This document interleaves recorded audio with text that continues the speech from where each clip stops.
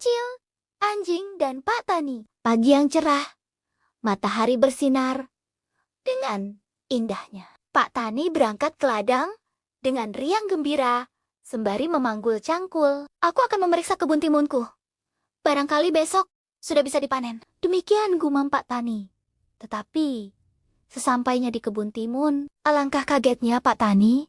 Buah timun di kebunnya banyak yang rusak. Aduh, siapa yang merusak kebun timunku ini? Mengapa harus dirusak? Kalau mau tinggal, ambil saja tapi jangan dirusak begini. Aku bukan petani yang pelit. Dengan hati muram, Pak Tani pulang ke rumah. Ia menduga-duga siapa yang telah merusak kebunnya. Hah, pasti ini ulah si Kancil. Sudah beberapa hari ini saya lihat. Dia sering mondar-mandir di sekitar sini. Gumam Pak Tani. Pak Tani mencari akal untuk menjebak Kancil. Ia berencana membuat orang-orangan yang diberi lem perekat yang kuat. Mungkin biangnya lem Korea kali. Menjelang sore, orang-orangan itu sudah jadi dan dibawa ke tengah kebun timun untuk dipasang. Aku tahu Kancil hewan yang cerdik. Ia pasti akan mengejek orang-orangan yang aku buat ini. Tapi rasakan saja nanti ya, pikir Pak Tani. Benar saja, malam harinya Kancil mendatangi kebun Pak Tani. Ia tertawa sinis melihat adanya orang-orangan itu. Cuma orang-orangan. Siapa takut? Lalu Kancil melewati orang-orangan itu. Malam itu, ternyata tidak banyak timun yang dimakan oleh Kancil. Baru makan 3 buah timun, dia sudah merasa kenyang. Ia juga tidak merusak timun yang lain. Seperti biasanya, ia lebih tertarik untuk mengerjai orang-orangan buatan Pak Tani. Ia kemudian menghampiri orang-orangan itu. Sifat jahilnya kambuh. Ia pukul orang-orangan itu dengan kaki depannya. Aduh, kok melekat? Pekik Kancil kaget. Hai orang-orang jelek, lepaskan kakiku. Kalau tidak aku pukul lagi kau. Tentu saja orang-orangan itu hanya diam saja. Kancil memukulkan kakinya yang satu lagi. Plak! Kini kedua kaki depannya melekat erat di baju orang-orangan itu. Perekat yang digunakan memang sangat kuat mirip lem Korea.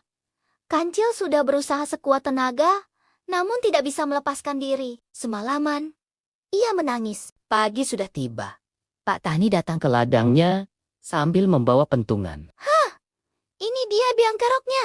Ayo, jangan berlagak pilon. Kutangkap kau. Cil, kau boleh makan mentimunku. Tapi jangan kau rusak juga buah yang lain. Ampun Pak Tani, bukan aku yang merusak kebunmu. Aku hanya makan 3 buah mentimun saja.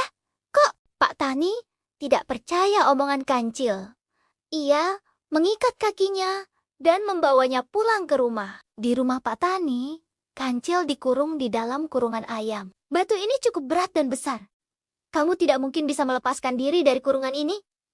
Aku akan pergi ke pasar untuk membeli bumbu sate, kata Pak Tani pada Kancil yang ketakutan. Ampun Pak, saya jangan disate dong.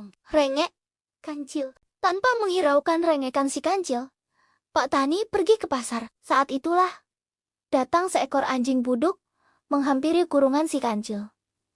Cil, kenapa kamu dikurung begitu? Tanya si anjing. Loh, memangnya kamu tidak tahu, anjing? Kancil balas bertanya. Katakan, ada apa, Cil? Begini, anjing. Aku ini akan diambil menantu oleh Pak Tani. Makanya sekarang Pak Tani sedang pergi ke pasar untuk membelikan baju yang bagus dan makanan yang lezat-lezat untukku. Wah, kamu tidak pantas, Cil. Tubuhmu kan kecil. Lebih baik aku saja yang menggantikanmu menjadi menantu Pak Tani loh. Kok enak? Sudah sabar pergi, anjing? Anjing tiba-tiba menggereng marah. Cil, kalau kau tidak mau, batu itu akan aku angkat dan lehermu aku gigit. Wah, jangan begitu dong. Mau atau tidak? Baiklah, terpaksa aku turuti kemauan kamu. Anjing mendorong batu di atas kurungan. Kancil keluar, dan si anjing masuk ke dalam kurungan. Selamat menjadi menantu, Pak Tani. Anjing, kata Kancil, sambil berlari kencang, menghilang di balik semak belukar. Sesaat kemudian, Pak Tani datang. Ia kaget.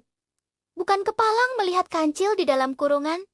Sudah berubah menjadi anjing. Hormat kepada calon mertua, kata anjing. Kancil telah memberikan haknya sebagai calon menantu Pak Tani kepada saya, si anjing yang gagah perkasa.